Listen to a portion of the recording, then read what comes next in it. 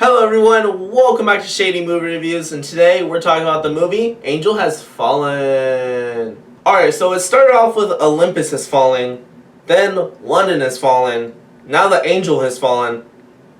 What's gonna fall next?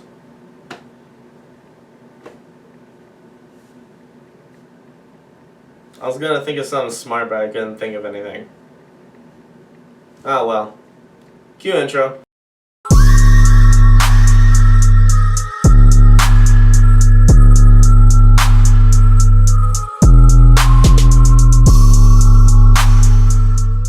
Alright, so let's just dive right into the plot of this film. So in this movie, we continue to follow the story of Mike Banning, one of the heads of the Secret Service. He is in charge of keeping the president safe at all times. In the beginning of this film, President Trumbull decides to take a fishing trip, and he brings about 20 Secret Service agents with him.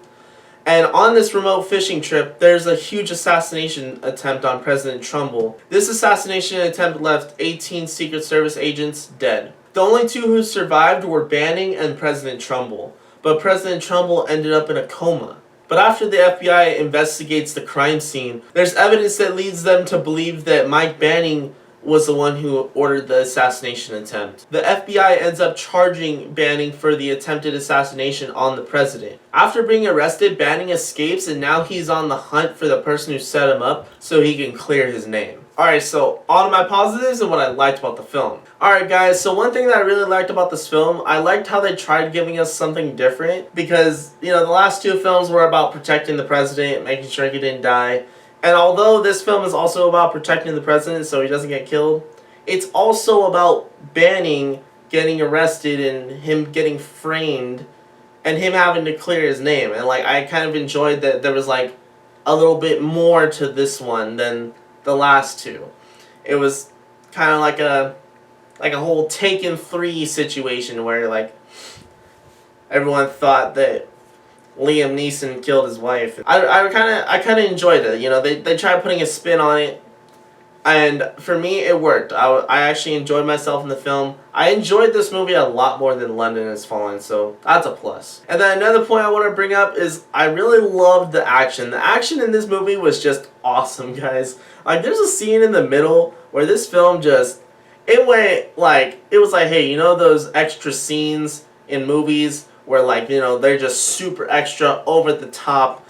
Let's do that, but times 1,000. That's what they did, and I was just like that would never happen, but that was so funny, and it was so cool that I really enjoyed it. Alright, so on to my negatives and what I disliked about the film. Alright, so one thing that I disliked about this film was that a lot of times when it comes to these action movies, sometimes you have these predictable tropes that happen when certain things happen. I don't want to talk about it because I don't want spoilers, but you know, characters that turn out to be different. It wasn't really a shocker. Like, to me, I hate it when that happens because it's like, come on, like, you know, we could do better than this. Let's try and like push the boundaries. Let's try doing something not so obvious. But I mean, there's nothing you could do sometimes, you know. So they did their best, but hey, A+ for effort. And then the only other thing that really bugged me about this film was it just seemed a little long and a little drawn out in some parts of the film. I enjoyed most of it, but there were a couple points where I just felt like it was kind of slugging along. Alright, so on to my judgment and movie score. Alright, time to bust out the shady meter. Alright, so for the plot of this film, guys, I'm going to have to give this movie a solid 7.8 out of 10. And that's honestly just because this movie was really, really good. I enjoyed it. But it wasn't as good as the first film in the series. Olympus Has Fallen definitely came out a lot better, but it was a lot better than London Has Fallen. So I do have to give it credit where credit is due. And then for the script, guys, I'm going to have to give this movie a solid 8.4 out of 10 because from what I gathered from this film was funny, it was quippy, I enjoyed a lot of the lines that they were throwing out there, a lot of the dialogue between the main characters.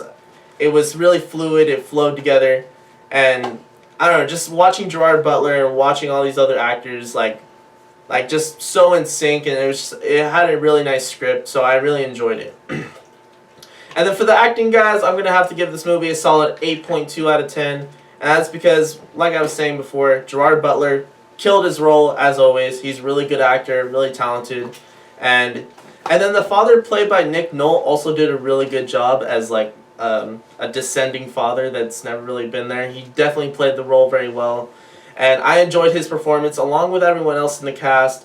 They just did a really good job, and like I felt like the acting was definitely on point in this film. And then for the structure and pacing, guys, I'm gonna have to give this movie a solid 7.4 out of 10. Because like I said before, I just felt like some of the points in this movie just seemed kind of slow. I felt like some things could have been cut out. I felt like some things took too long to happen. But overall, I felt like it was a pretty solid film. Just felt like it could have been cut down a little bit. And then for the overall score, guys, I'm going to have to give Angel Has Fallen a solid 7.9 out of 10. So if you guys are going to go see Angel Has Fallen in theaters, don't worry. No shade in sight. So, Angel Has Fallen, have you guys seen it? Have you guys not? Jump down in the comments section. Let's start a conversation. Remember to like, subscribe. Thank you guys for watching this video, and I'll see you guys next time.